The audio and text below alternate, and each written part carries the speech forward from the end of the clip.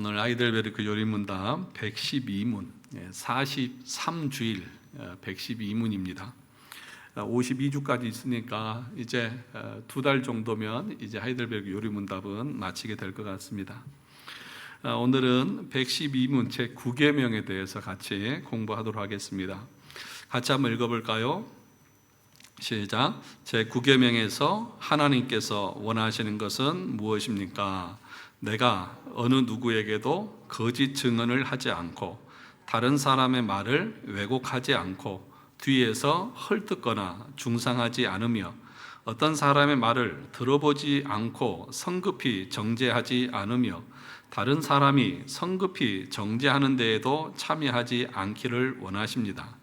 오히려 하나님의 무서운 진노를 당하지 않기 위해 본질적으로 마귀의 일인 모든 거짓과 속이는 일을 피해야 합니다. 법정에서나 기타 다른 경우에도 나는 진리를 사랑하고 정직하게 진실을 말하고 고백해야 하며 할 수 있는 대로 이웃의 명예와 평판을 보호하고 높여야 합니다. 십계명은 도덕법이라고 말하죠. 그래서 우리가 의식법이나 또 그러니까 의식법 그러면 제사법이죠. 시민법 이런 것은 예수 그리스도가 오심으로 다 완성되어졌지만 이 도덕법은 예수 그리스도를 믿는 하나님의 자녀들이 성화의 삶을 위해서 반드시 지켜야 하는 하나님의 말씀이라고 말합니다. 그런데 일각에서는 십계명은 구약의 법이기 때문에 예수님 오신 이후에 이거 지키지 않아도 된다, 이런 사람들을 가리켜서 율법 폐기론자들이라고 그렇게 말하거든요. 그러니까 성경을 잘못 오해하고 해석하면서 오전에도 말했지만 예수를 믿음으로 구원을 얻는 것이지 우리가 행위를 통해서 구원 얻는 것 아니지 않습니까? 그러면서 행함에 대한 것들은 무시하려고 하는 그런 경향들이 있습니다. 그런데 성경은 뭐라고 말합니까? 믿음으로 의롭게 된 자들은 그 다음에 나오는 것이 뭐예요? 칭의 다음에 뭐예요? 성화잖아요. 그러니까 이것은 자연스러운 것입니다. 믿음으로 참된 구원을 통해서 이 의롭게 된 사람들은 그의 삶에서 성령께서 우리에게 주시는 그 은혜를 통해서 거룩한 삶, 그러니까 선행이라고 하는 것은 단순히 그리스도 없이 내가 옳다고 생각하는 것이 선행이 아니라 계명, 그러니까 하나님이 주신 말씀대로 순종하는 것이 선행이잖아요. 그러니까 말씀과 상관없이 밖에 나가서 남 돕고 행하는 걸 그걸 선행이라고 말하지 않습니다. 참된 믿음을 통해서 말씀에 근거해서 행하는 것을 선행이라고 그러는 거죠. 그러니까 이 십계명은 우리가 오늘날에도 반드시 지켜야 되는 말씀인데, 그러면 이 9계명에서 거짓 증거하지 말라고 했는데 그것이 무슨 의미냐? 오늘 여기 본문의 112문에 보시면 아주 자세하게 이 십계명 거짓 증거하지 말라고 하는 것이 어떤 내용인지 이거 설명 안 해줘도 다 알 수 있을 정도로 쉽게 말씀하고 있지 않습니까? 하나씩 살펴보도록 하겠습니다. 첫 번째로 이 거짓 증거하지 말라고 하는 이 말은 이 거짓말하지 말라고 하는 말과는 조금 다릅니다. 그러니까 거짓 증거하지 말라, 거짓말하지 말라, 거짓 증거하지 말라. 거짓 증거하지 말라 이 말은 그러니까 9계명에서 하고 있는 본질적인 것은 뭐냐 하면 법정에서 거짓 증언하지 말라는 것입니다. 그러니까 법적인 자리에서 거짓말하지 말라는 것입니다. 그래서 그 밑에 보시면 이 증거라고 하는 말은 목격자, 증언인데, 그래서 1차적으로는 법정에서 거짓말하지 말라는 것입니다. 과거에 옛날에는 어떤 판결을 내릴 때에 무엇에만 의지하냐 하면 사람의 증언에만 의지합니다. 내가 이런 것을 목격했습니다, 이 사람이 이런 말을 했습니다, 이런 것에만 의지해서 판결을 합니다. 지금은 어떻습니까? 과학 수사해가지고 지문 감식도 하고 CCTV도 있고 뭐 여러 가지 그 DNA 조사도 하면서 이 사람이 말이 진실인지 아닌지를 여러 방면을 통해서 우리가 확인해 볼 수 있지 않습니까? 그래서 거짓말 탐지기도 있어서 아무리 거짓말해도 이게 거짓말인지 진실인지 밝혀내는 그런 기법까지 있잖아요. 그래서 오늘날은 그게 이렇게 쉽지가 않죠. 그럼에도 거짓말합니다. 법정에서 돈을 받고 뒷돈을 받고 거래하면서 거짓말을 하죠. 그런데 지금 이 당시에는 그런 수사 기법이 없잖아요. 검사도 없고 무슨 이 수사 기법도 없고, 그러다 보니까 오로지 사람의 증언에 의해서만 판결을 내려야 됩니다. 그러면 이 사람이 거짓된 증거를 하게 되면 때로는 재산을 몰수를 당하기도 하고 심지어는 목숨을 잃게 되기도 되는 거죠.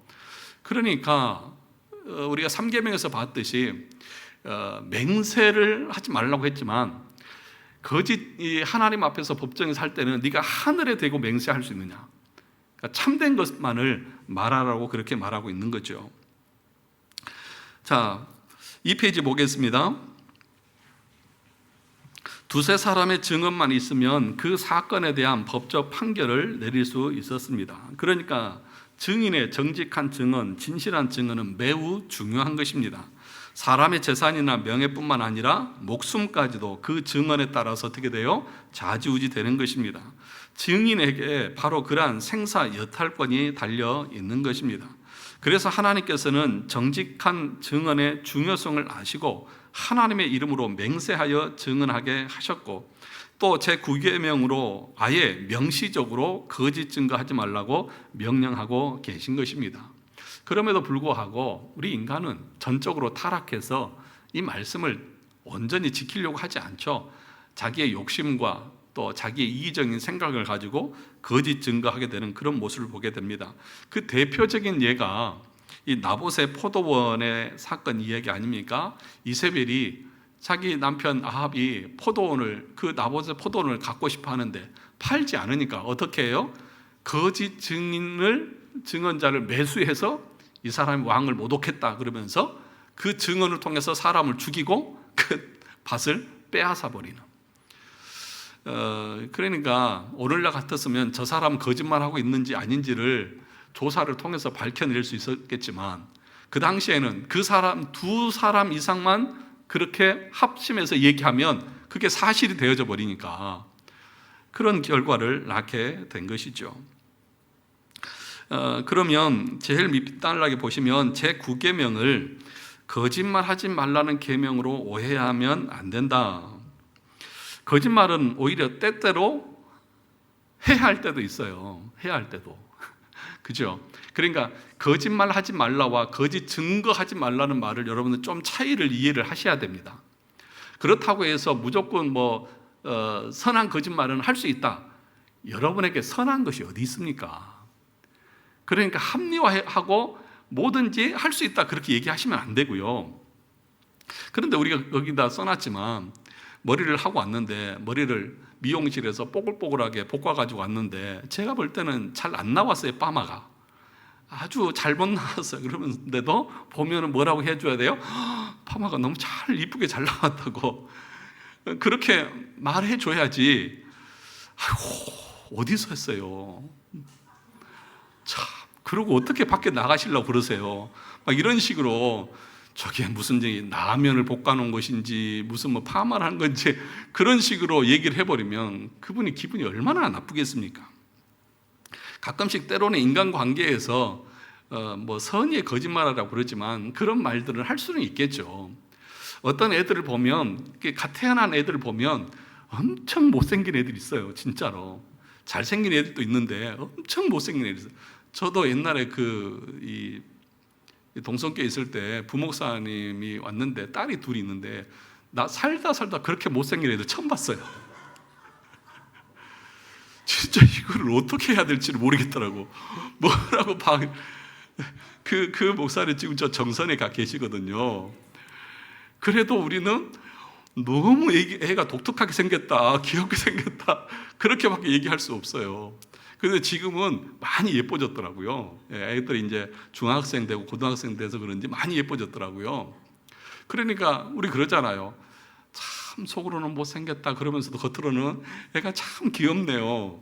이런 것까지 아니야. 하나님께서 거짓말하지 말라고 그랬으니까 나는 거짓말하면 안 돼. 애가 왜 이렇게 못생겼어요? 이렇게 할 수는 없잖아요. 참.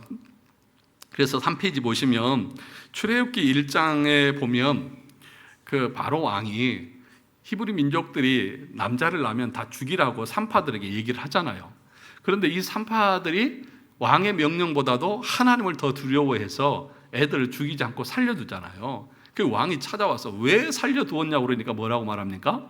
히브리 여자들은 건강해가지고 산파가 오기 전에 애를 이미 낳아서 근데 우리가 어떻게 할 수가 없었다. 이게 거짓말이에요? 참말이에요? 거짓말이잖아요. 그러면 하나님의 말씀을 어긴 거잖아요.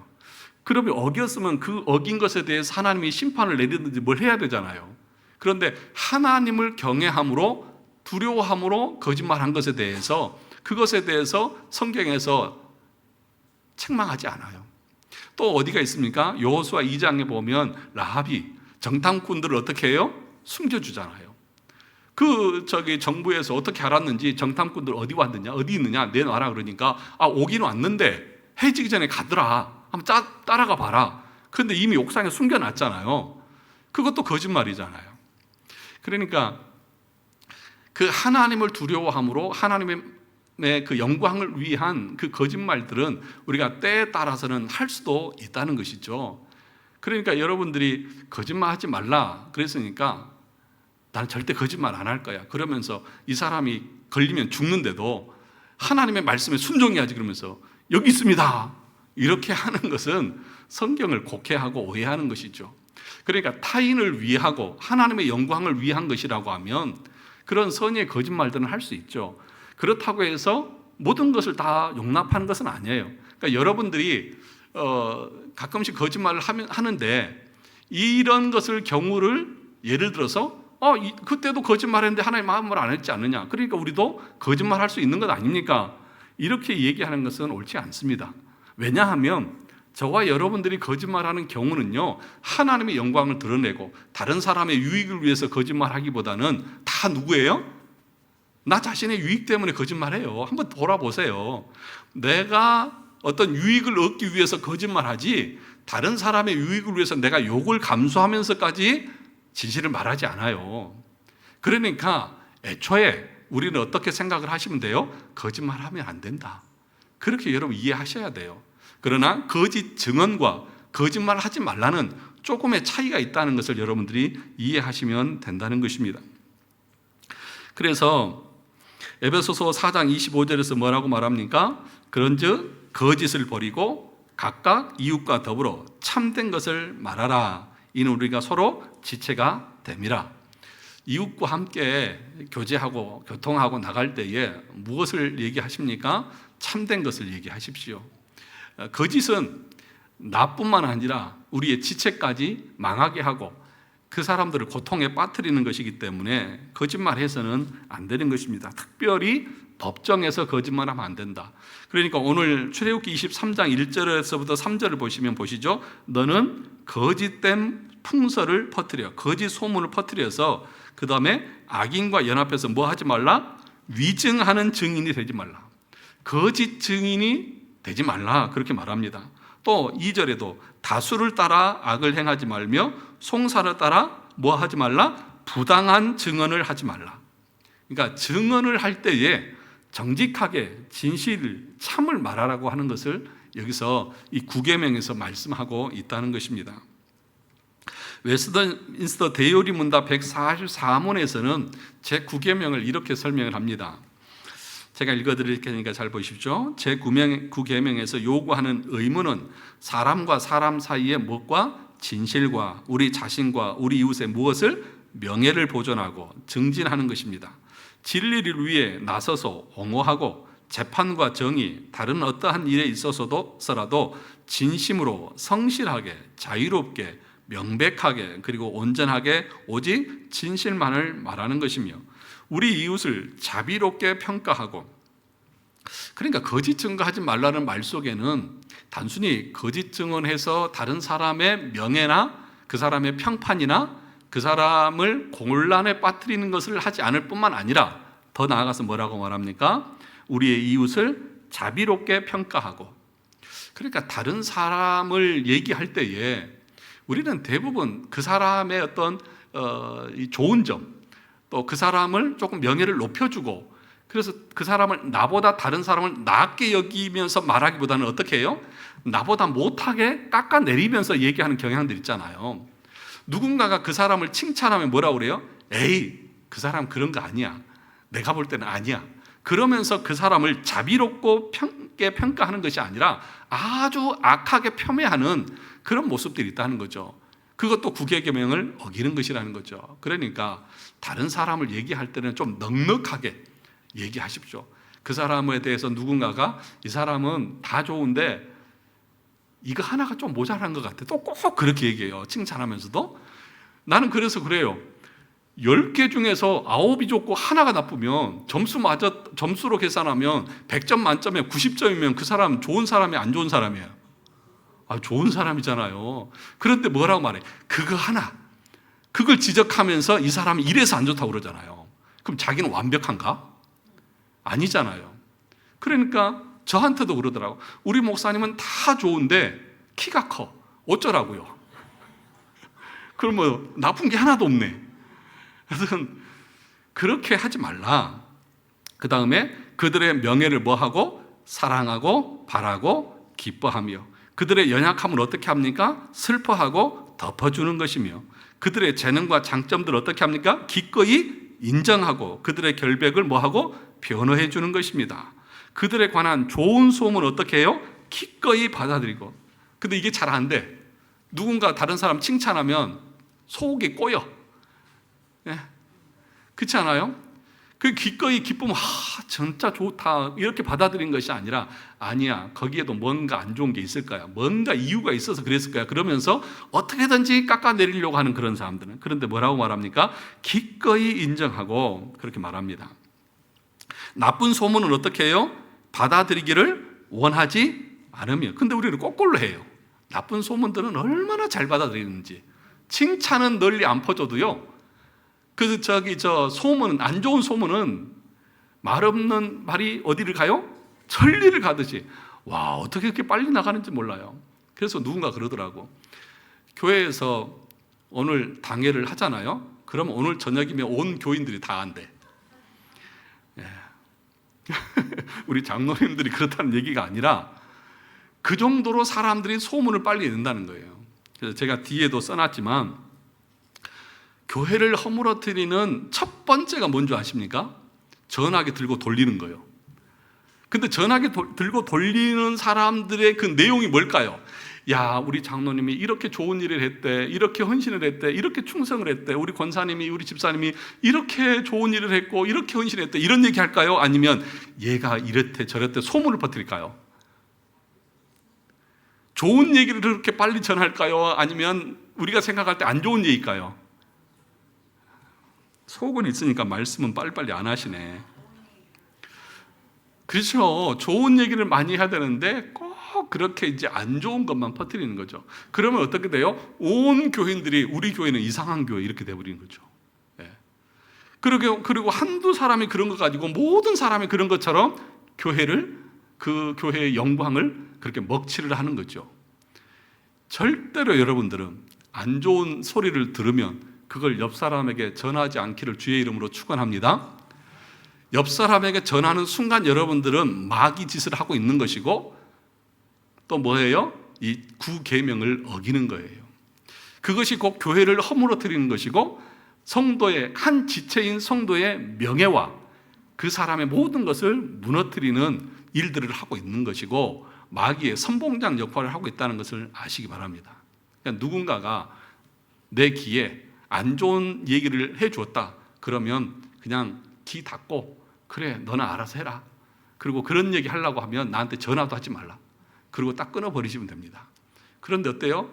어머 그런 일이 있었대. 그러면서 맞장구를 쳐가면서 서로 그냥 좋아가지고 뭔가 건수 잡았다는 식으로 아주 그냥 나팔을 불고 다니는, 절대로 그래서는 안 됩니다. 그것이 가장 악한 거예요. 예. 자, 구계명 거기 밑에 보시죠. 했죠. 어떤 것이든지 참되고 정직하며 사랑스럽고 좋은 평판이 있는 것들을 배우고 또한 실천하는 것입니다.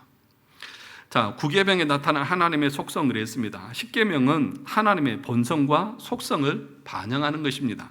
구계명은 거짓이 없으신 하나님의 속성을 반영합니다. 하나님께서 거짓말을 금하신 이유는 진실하신 하나님의 속성 때문입니다. 하나님은 진리이시며 거짓이 없으십니다. 사무엘상 15장 29절 같이 읽어볼까요? 이스라엘의 지존자는 거짓이나 변개함이 없으시니 그는 사람이 아니시므로 결코 변개하지 않으심이니. 예수님에 대해 베드로 사도는 베드로전서 2장 22절에서 같이 읽어볼까요? 그는 죄를 범하지 아니하시고 그 입에 거짓도 없으시며 라고 말했습니다. 이처럼 예수님은 거짓이 없습니다. 하나님께는 오직 뭐만 있어요? 진리만 있을 뿐입니다. 그러니까 하나님의 자녀들은 이 예수님을 닮아서 참된 것을, 옳은 것을, 진리만을, 진실만을 증언하려고 해야 한다는 것이죠. 그래서 앞에서 우리가 하이델베르크 요리본답에서 말했듯이 확인되지 않는, 그러니까 들리는 소문만 듣고 확인되지 않는 것 가지고 맞장구를 치고 받아들인 것은 옳지 않다라고 말했죠. 반면에 거짓은 마귀의 것이라고 말합니다. 요한복음 8장 44절 같이 읽어볼까요? 너희는 너희 아비 마귀에게서 났으니 너희 아비의 욕심대로 너희도 행하고자 하느니라. 그는 처음부터 살인한 자요 진리가 그 속에 없으므로 진리에 서지 못하고 거짓을 말할 때마다 제 것으로 하나니 이는 그가 거짓말쟁이요 거짓의 아비가 되었음이라. 그러니까 거짓말은 누구에게 속한 거예요? 마귀에게 속한 거예요. 그건 본질적으로 거짓말쟁이에요. 그러니까 그 입에서 나오는 모든 것은 거짓말이에요. 그런데 우리 하나님의 본질은 진실하고 변하지 않는 분이기 때문에 진리만을 말씀합니다. 어느 편에 계십니까? 그러니까 저와 여러분들이 이 말씀을 공부하면서 오직 진리 안에서 참된 것을 말하려고 하는 그런 연습, 오늘 앞에서 뭐라고 그랬습니까? 배우고 또한 실천하는 것이다. 배워야 돼요. 참된 것을 말하려고 하는 것은 배워야 돼요. 이게 훈련이에요. 이게 내가 의지를 가지고 의식하면서 만약에 누군가가 다른 사람에 대해서 좋지 않은 얘기를 했을 때에 의도적으로 아 그래? 그게 진짜야? 라고 반응하는 것이 아니라 내가 확인해 보기 전까지는 저는 동의할 수 없습니다. 제가 눈으로 보지도 않았고 내가 직접 목격하지도 않았기 때문에 들리는 것만 가지고는 그 사람을 이렇다 저렇다 저는 말할 수 없습니다. 저는 그렇게 말하지 않겠습니다. 라고 말할 수 있는 그런 의식들을 우리가 가지고 배울 수 있어야 한다는 것입니다. 그러니까 마귀는 늘 우리를 거짓말하게 만듭니다. 그래서 마귀에 속한 사람들은 거짓말을 아주 밥 먹듯 하는 것입니다. 그래서 마귀는 디아블루스라고 하는 말인데 중상모략하는 자, 비방하는 자라는 뜻입니다. 마귀가 거짓의 아비라고 하는 것은 창세기 3장에서도 보면 알 수 있죠. 아담과 하와에게 어떻게 해요? 교묘하게 거짓말하죠. 하나님의 말씀을 아주 교묘하게 거짓말처럼 바꿔서 타락하게 만든 것이죠. 제9계명은 왜 거짓을 금하고 참된 것을 말하라고 합니까? 그것은 우리 신자의 정체성 또는 사명과도 관련이 있습니다. 뒤에 보시면 5페이지에 두 번째 단락에 제일 위에서부터 이처럼 제9계명을 지키는 것은 신자의 정체성을 드러내는 일입니다. 신자가 거짓의 아비인 마귀가 아닌 거짓이 전혀 없으시고 참 진리이신 하나님께 속해 있음을 드러내는 방식이 바로 제9계명을 지키는 것입니다. 그러니까 저와 여러분들의 정체성이 어디냐는 거죠. 마귀에게 속한 자입니까? 하나님께 속한 자입니까? 마귀에게 속한 자는 거짓말을 밥 먹다 할 것이고 거짓말하면서도 마음에 어떤 찔림이나 꺼리낌이 없이 즐거움으로 할 것입니다. 그러나 참되게 구원의 은혜를 얻은 사람들은 그것에 대해서 혹시라도 내가 거짓말하지 않을까 하는 그런 염려 가운데서 말에 신중을 기할 것입니다. 왜냐하면 하나님은 진리이고 진실한 분이기 때문에 그런 것입니다. 그것을 우리의 삶에 더 확장하게 되면 어떤 것으로 나타나야 하냐면 여러분이 증거하는 복음으로 나타납니다. 오전에도 말씀을 드렸듯이 여러분이 정말 예수를 나의 구주로 고백하고 그 믿음으로 여러분이 참으로 구원 얻은 백성이라고 하면 하나님 앞에서 부끄러움을 당합니까? 당하지 않습니까? 당하지 않습니다. 그 말은 내가 너희를 부끄럽게 하지 않는다고 하는 말은 너희도 나를 부끄러워하지 않아야 된다는 말이잖아요. 예수님이 우리를 부끄러워하지 않는다. 믿음으로 나가는 우리를 결코 거절하지 않고 받아주고 마지막 심판대 앞에서 부끄러움을 당하지 않게 합니다. 그러면 그분이 정말 참 신이시고 구원자시라고 하면 그분을 우리가 세상에서 증거하고 나갈 때에 그것에 대해서 부끄러워한다고 하면 그것은 우리가 거짓말장이다. 그래서 마태복음 7장 22절에서 23절에서 주여 주여 하는 자마다 다 천국에 들어올 것이 아니다. 그러자 아니 우리가 선지자 노릇하고 하나님 말씀 전했는데 왜 우리를 모른다 하십니까? 너희가 참된 믿음에 있지 않은 자들이고 그것이 너희의 명예와 영광을 위해서 한 것이 있기 때문에 그렇다. 저와 여러분들이 복음을 전하는 일에 정말 기쁨으로 나가고 그것을 정말 열심으로 감당하려고 하고 부끄러움이 없이 당당하게 확신을 가지고 전하고 있느냐는 거죠. 근데 제일 안 되는 게 뭐예요? 전도하자고 하는 것에 대해서 우리는 관심이 없어요. 그래서 한번 물어보고 싶어요. 부끄러워서 안 하십니까? 아니면 그것이 거짓말이니까 거짓말쟁이가 될까 봐 안 하십니까? 대답은 안 하세요. 항상 그렇게. 자, 그러므로 저와 여러분들의 이 9계명은 우리의 신자의 정체성과 사명과도 관련이 있다는 거죠. 거짓말하지 말라고 하는 그 말은 여러분들이 밖에 나가서 예수 그리스도를 당당하게 전하라는 것입니다.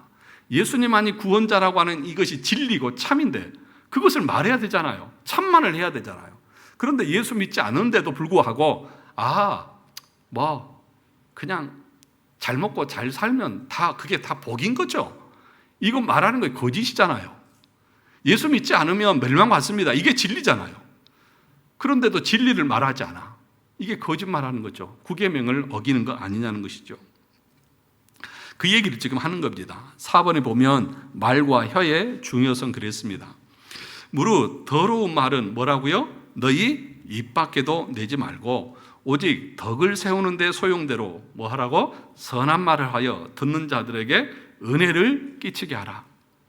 그러니까 여러분들은 말을 할 때에 이 머릿속에 여러분 집에서 정수기 다 쓰시죠? 정수기가 이게 맑은 물이 나오려면 그 중간에 뭐가 있어요? 불순물을 걸러내는 필터가 있잖아요.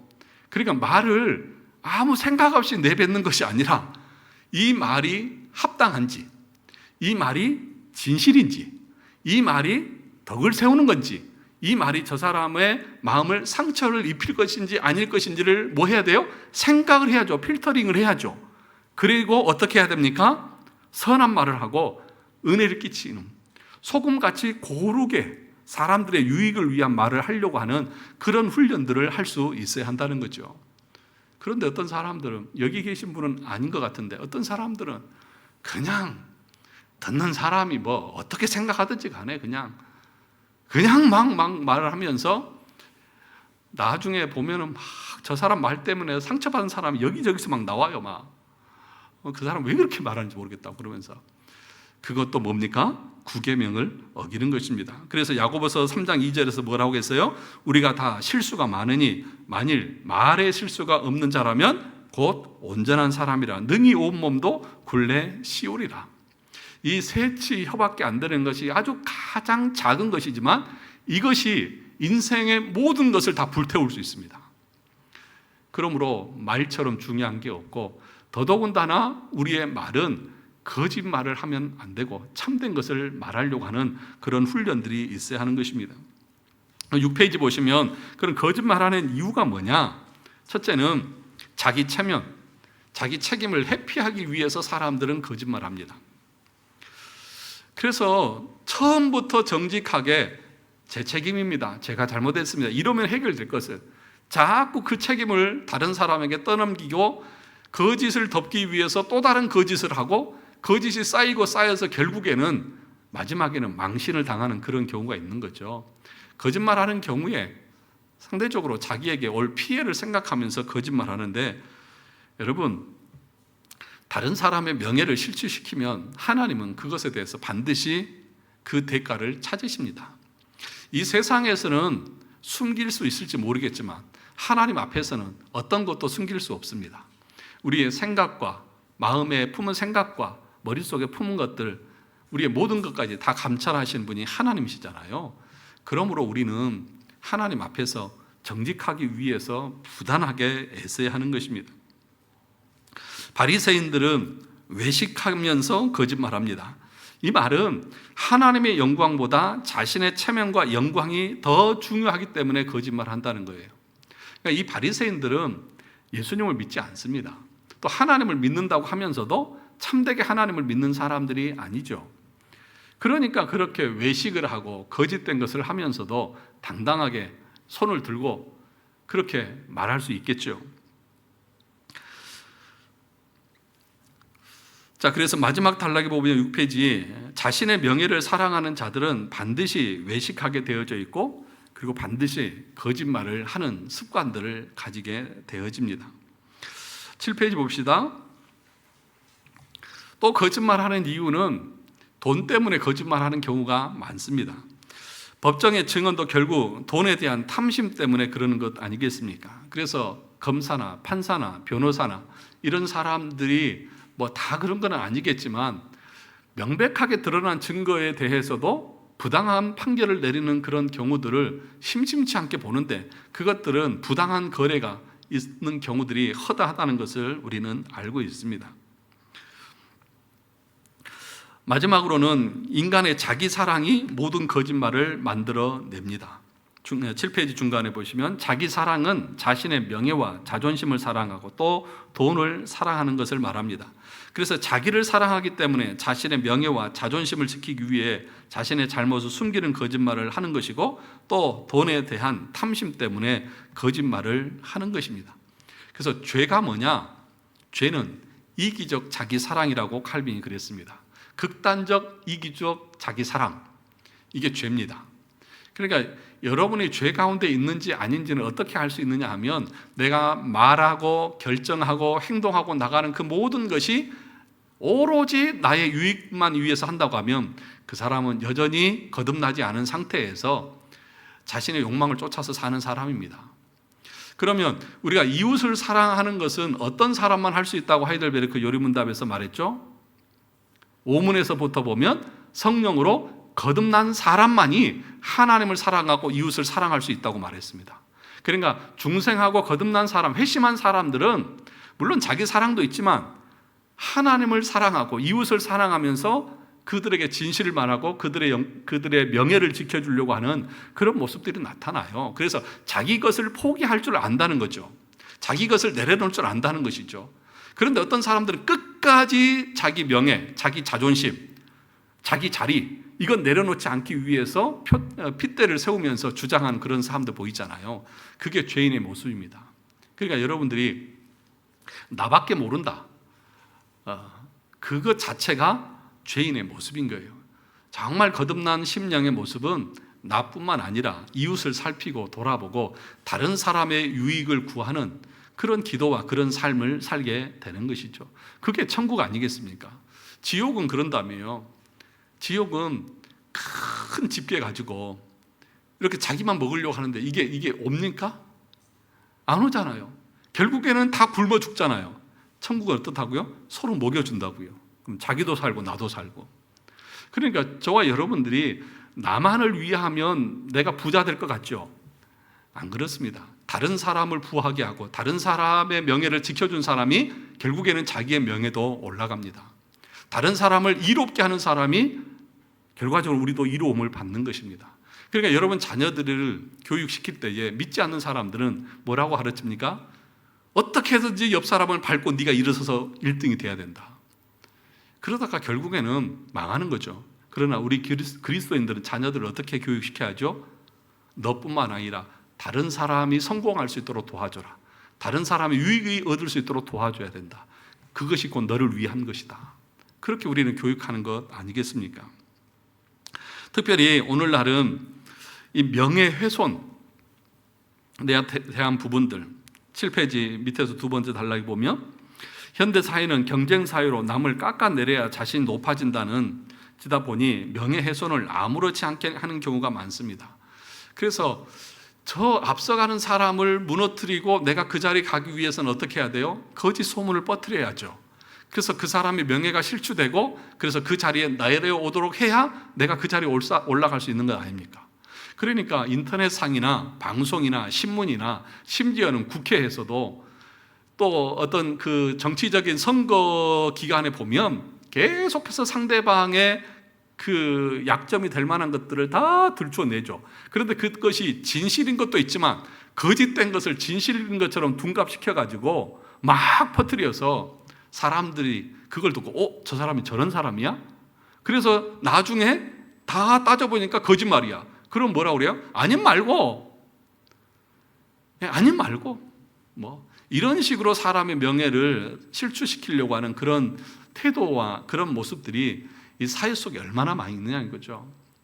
그러니까 오늘 여기서는 뭐라고 말했습니까? 구계명은 다시 한번 읽어봅시다.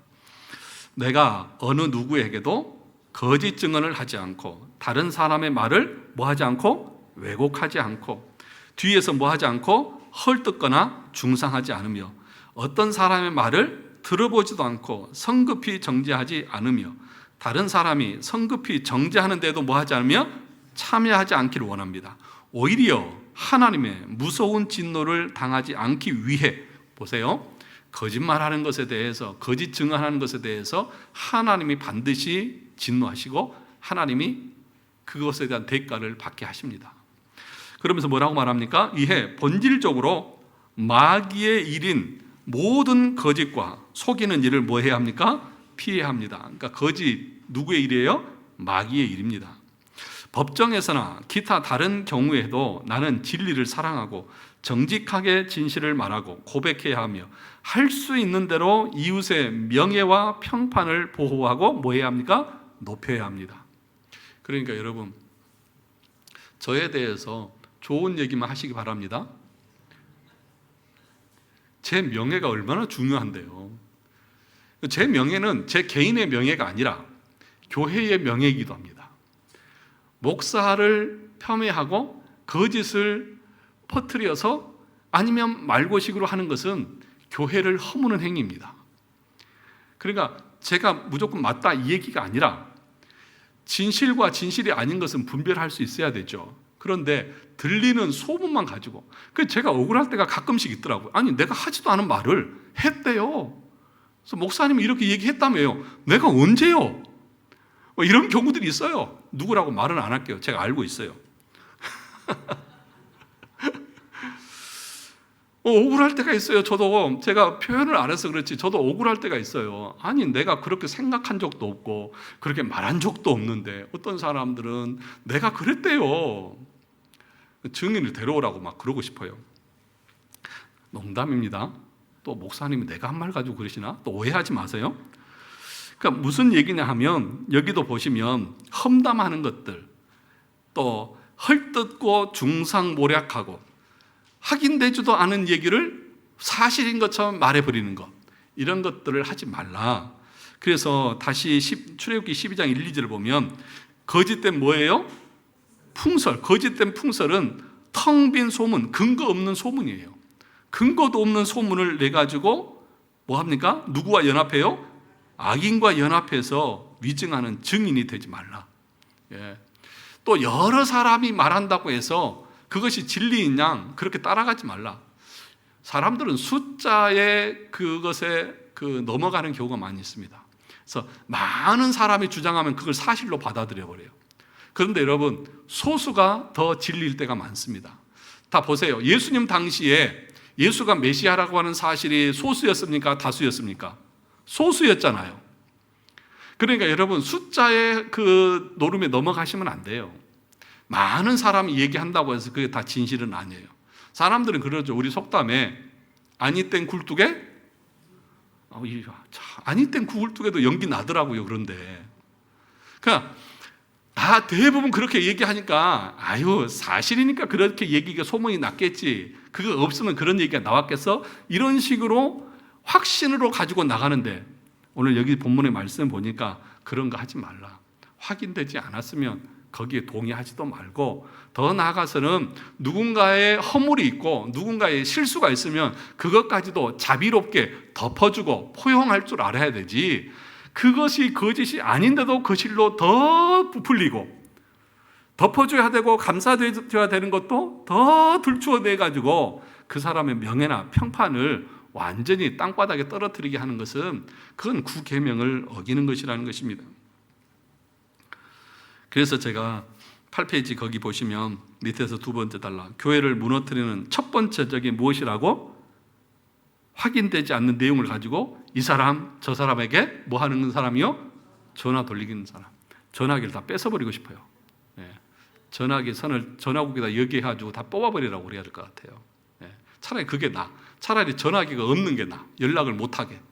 근데 요즘에는 통신이 발달해가지고 이제는, 옛날에는 전화기가 유선이니까 들고 어디 길게 못 갔지만 지금은 몰래 숨어서까지 전화한다니까요. 사람들 없는 데서. 그래서는 안 된다는 것입니다. 그런데 우리는 9페이지 보시면 아쉽게도 평소에 다른 사람에 대한 험담들을 참 많이 합니다. 우리의 대화의 거의 8, 90%는 그 당사자와는 상관없는, 그 자리에 없는 제3자의 이야기가 대부분입니다. 그렇지 않아요? 그냥 다른 사람 얘기하면 너무 재밌어요. 그래서 잠언 18장 8절과 잠언 26장 22절을 보니까 이렇게 말합니다. 남의 말하기를 좋아하는 자의 말은 못과 같다고요?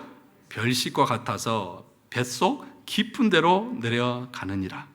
남의 말을 좋아하는 자는 별식과 같다.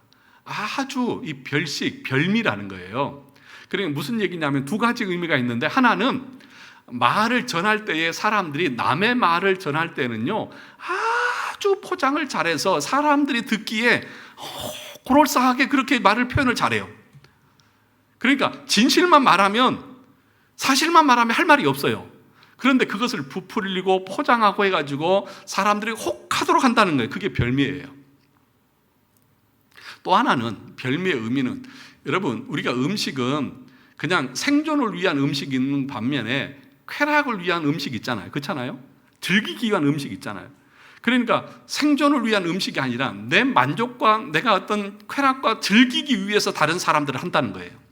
그런데 내 즐거움이 그 상대방에게는 뭐가 되어야 되는 거예요? 죽이는 거예요. 죽이는 거.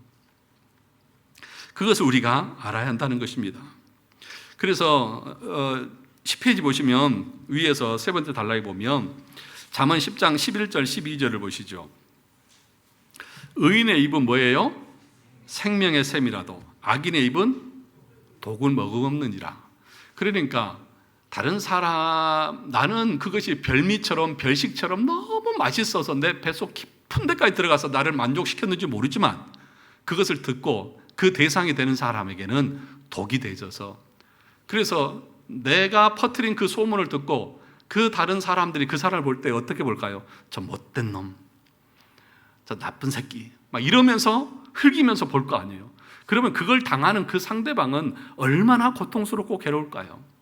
그래서 심지어는 연예인들은 그 댓글에 달린 그 어떤 이 내용 때문에 심지어는 목숨을 끊는 그런 일도 있잖아요.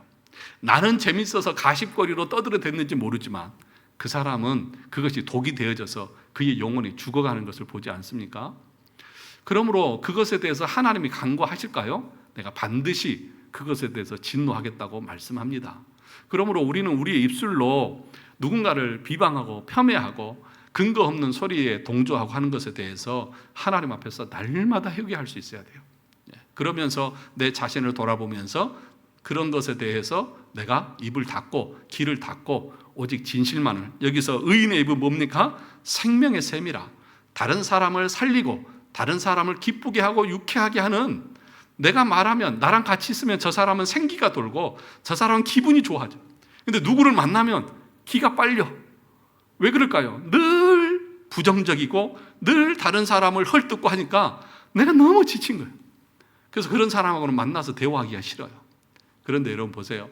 누군가를 얘기를 할 때 내가 누구를 아는데 이 사람은 진짜 신실하고 정말 열심히 신앙생활하고 난 저 사람 만나면 너무 기분이 좋고, 그 사람을 만나는 사람 칭찬을 해주면 같이 있어도 신이 나잖아요.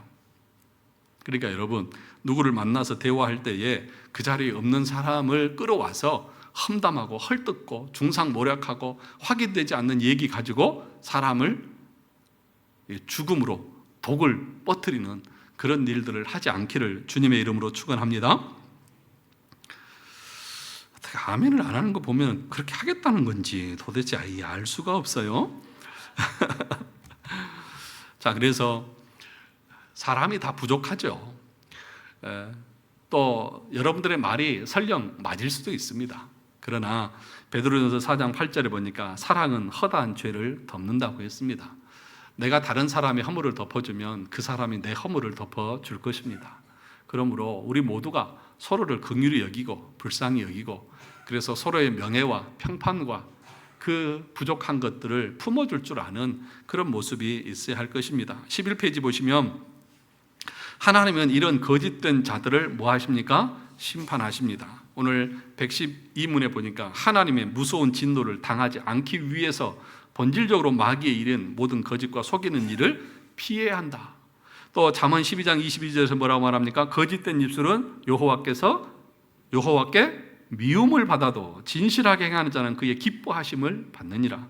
요한계시록 21장 28절에 보니까 그러나 두려워하는 자들과 믿지 아니하는 자들과 흉악한 자들과 살인자들과 음행하는 자들과 점술가들과 우상 숭배자들과 그 다음에 거짓말하는 모든 자들은 불과 유황으로 타는 못에 던져지리니 이것이 둘째 사망이라.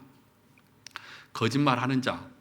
그러니까 여러분, 아까도 말했지만, 아이고 내가 누구에게 뭐 이렇게 실수로 거짓말하면 나 지옥 가나, 그런 얘기가 아니라 이 거듭나지 않은 상태에서 마귀의 선봉장 역할을 하면서 거짓된 것을 퍼뜨리고 그렇게 행하는 사람들은 참된 구원에 이른 자들이 아니기 때문에 그런 자들이 둘째 사망, 유황불에 던져지는 것은 마땅한 것이죠.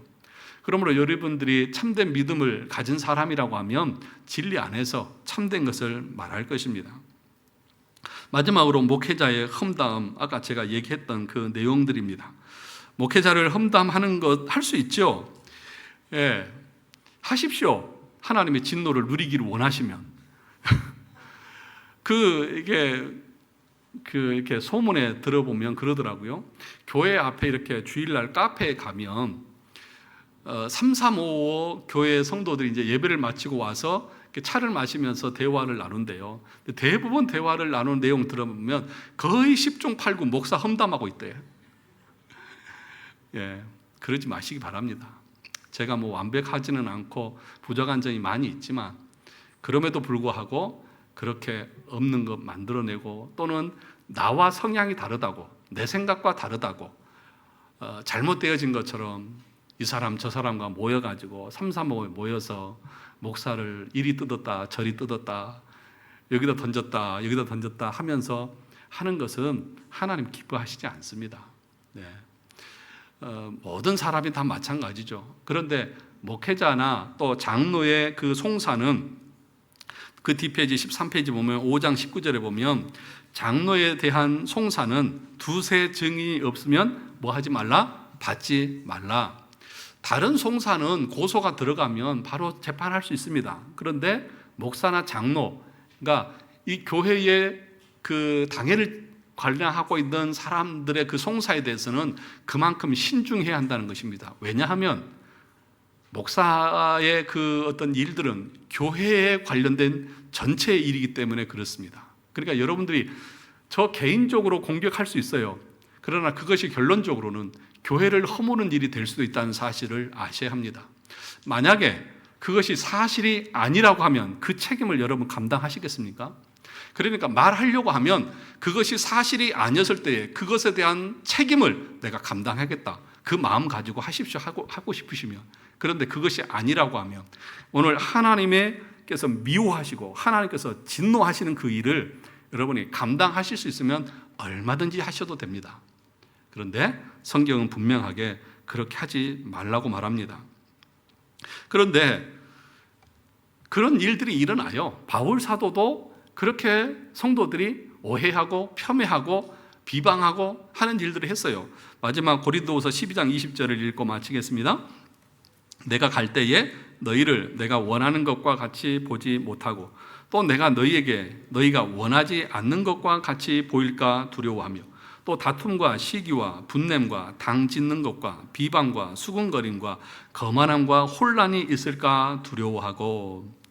그러니까 바울의 본 모습과는 다르게 사람들이 오해하면서 그렇게 바울을 비방하고 있는 거예요. 그래서 원래의 모습대로 내가 너희들을 볼 수 없을까 참 두렵다, 그렇게 말하고 있는 것입니다. 그러니까 저와 여러분 가운데에 오늘 구계명을 공부하면서 거짓 증언하지 말라, 이 말씀은 기본적으로는 법정에서 거짓말하면 안 되는 것이고, 더 나아가서는 다른 사람에 대해서 거짓 소문을 퍼뜨리지 않고 확인되지 않는 것을 가지고 사실인 것처럼 이리저리 소문을 퍼뜨리면서 그 사람의 명예와 평판을 실추시키는 것은 계명을 어기는 것이고, 그것에 대해서 하나님은 반드시 진노하시고 하나님께서 그것에 합당한 대가를 치르게 하실 것입니다. 우리는 서로 연약한 존재입니다. 부족합니다. 그래서 서로의 연약함들을 덮어주고 포용해주고, 오히려 내가 할 수만 있다고 하면 상대방, 다른 사람의 명예와 그 평판을 높이고 보호해주기 위해서 할 수 있는 일은 최선을 다해서 다 하는 것입니다. 그것이 제9계명 거짓 증언하지 말라고 하는 말씀의 의미고, 그 말씀대로 사는 삶입니다. 저와 여러분들의 삶이 이런 삶으로 나아갈 수 있기를 주님의 이름으로 축원합니다.